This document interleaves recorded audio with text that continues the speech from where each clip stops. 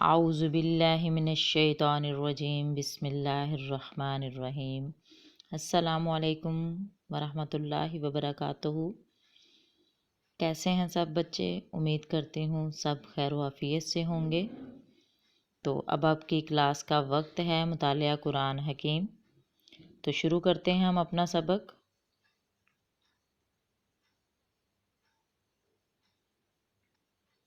جی تو بیٹا آج کا جو ہمارا سبق ہے اس کا عنوان ہے سورۃ الفاتحہ، جو کہ ہم لوگ اس کی 4 آیات مکمل کر چکے ہیں، لیکن اس کو دوبارہ سے پڑھیں گے تاکہ آپ لوگ اس کو اور اچھے طریقے سے کر لیں۔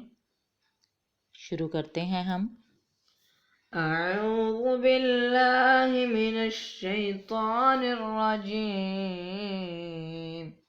میں اللہ کی پناہ مانگتا ہوں شیطان مردود سے۔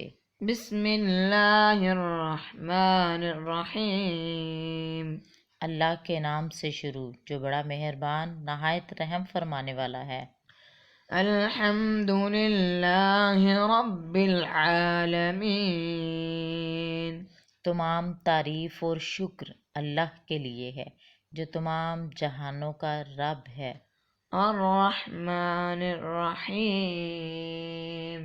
جو بڑا مہربان نہایت رحم فرمانے والا ہے۔ مالک یوم الدین۔